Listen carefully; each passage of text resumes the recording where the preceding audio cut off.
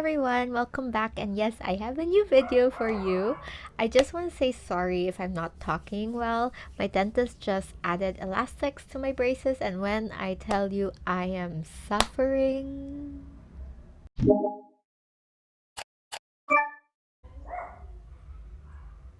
The dogs are fighting. This video is going to be a mess. Anyway, just a quick update.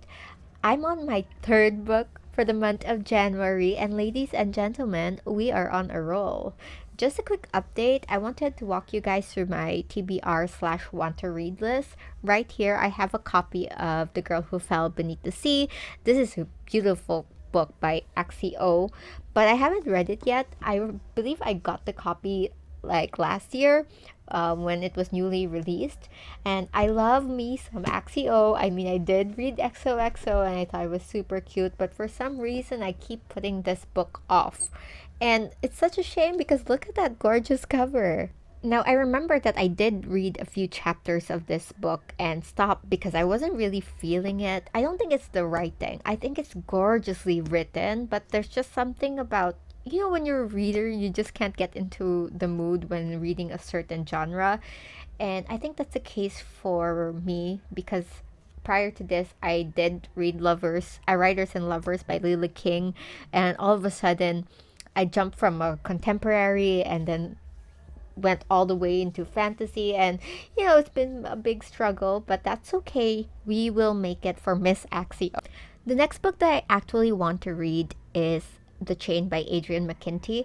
I actually heard that it was going to turn into a movie starring my personal favorite Emma Stone. I ordered a copy, but unfortunately the seller had to cancel because the courier never picked it up. But no worries, I found that there are other sellers online who sell a secondhand copy of this book. Another title on my list is Road of Bones by Christopher Golden. I don't know where to find a copy of that, but I really, really want to read it. It's giving me the Hunger by Alma Katsu vibe, and I love those kinds of books where people are in danger. Not to sound sadistic. And I also want to read The Day of a Fallen Night, The Day of Fallen Night by the one and only Samantha Shannon. I've been recently informed that it's coming to my country soon, so I'm really excited for that. I love The Priory of the Orange Tree, and everybody knows that Samantha Shannon, she's a super talented writer.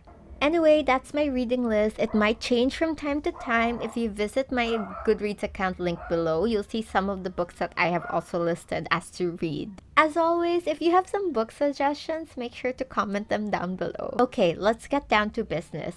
Today, I'm going to review this beautiful book with this gorgeous cover. It's entitled Writers and Lovers, and as both a writer and a lover, you can easily tell why I was attracted to this book in the first place. As in, like, I haven't read a good contemporary in a while. I may have read Saving Francesca, but that's more of like a young adult. Writers and Lovers, this is about a 30 something woman.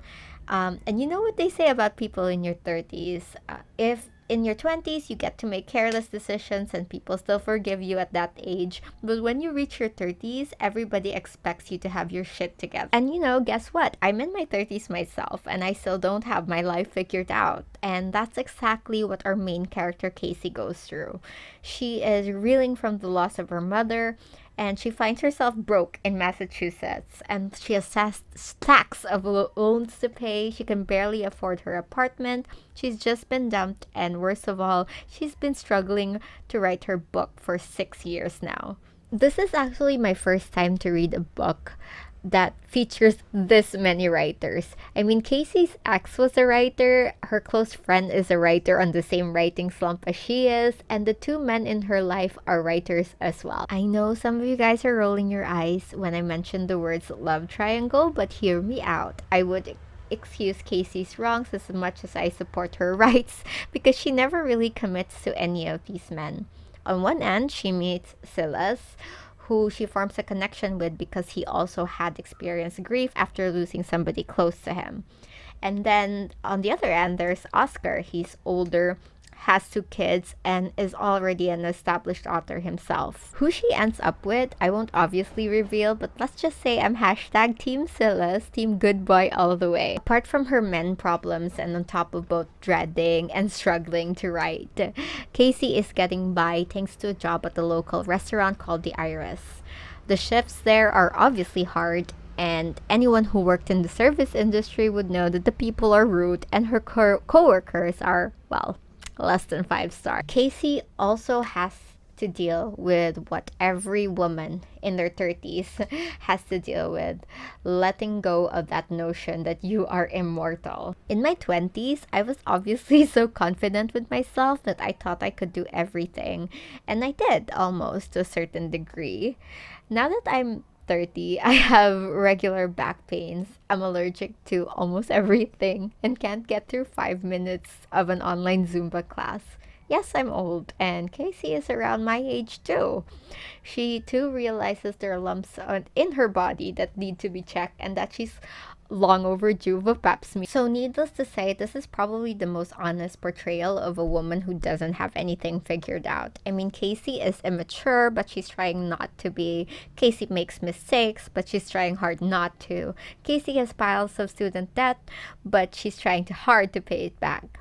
She's really trying, and that's what makes this character so endearing. Sometimes I think it's autobiographical. Maybe Lily King did base this character of herself.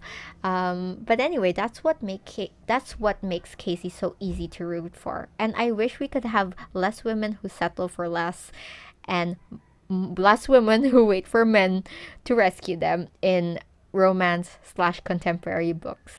Okay, disclaimer. I'm not trying to shame or highlight any author when saying this, but if a particular one came to your mind, then that's on you. So back to writers and lovers. If you happen to be somebody who looks for contemporary romance and looks forward to all the spicy romantic scenes, then you'll get that here. I'm just saying that the premise of this book is quite misleading. At first glance, you'd think it's a full-blown romance about a girl struggling with her feelings with 2 guys. But this book is about Casey as she navigates through grief and the struggles of being a woman who has yet to get her life figured out. Of course, if you're a writer or if you're somebody who's ever harbored a dream or ambition, then this book is definitely for you. It bears the question, how long should you be holding out for your dreams? Is there a point in your life where you should just, give up and call it a day?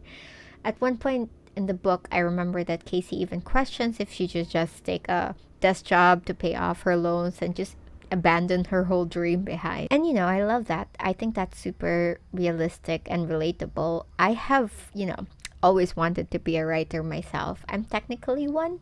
I'm paid to do articles and write about things that I'm not that passionate about, but hey, it pays the bills, and sometimes that's life. And sometimes we just have to settle because of circumstance. But settling doesn't really mean that you have to give up. And that's the journey that we take with Casey. Nothing for her really happens overnight. Not the grief she experiences when she lets go of her mother's memory. Not the novel that she's been trying to write for the past 6 years. Not the anger she feels for her father, and definitely not the decision to choose between Silas and Oscar. So yes, as you can tell, I love this book, and I gave it a 4-star review on Goodreads. It loses a star because the male leads tend to be one-dimensional, and the way her relationship ended with one of them just seems so fantastical and unrealistic and unnecessarily dramatic. It made that male's character's attitude seem almost like a caricature. So there you have it. That's my review. It's 4 out of 5 stars for Writers and Lovers by Lily King. As always, I'd like to thank you for watching the video, and if you're interested for more, please click the subscribe button. I'll see you next time. Bye!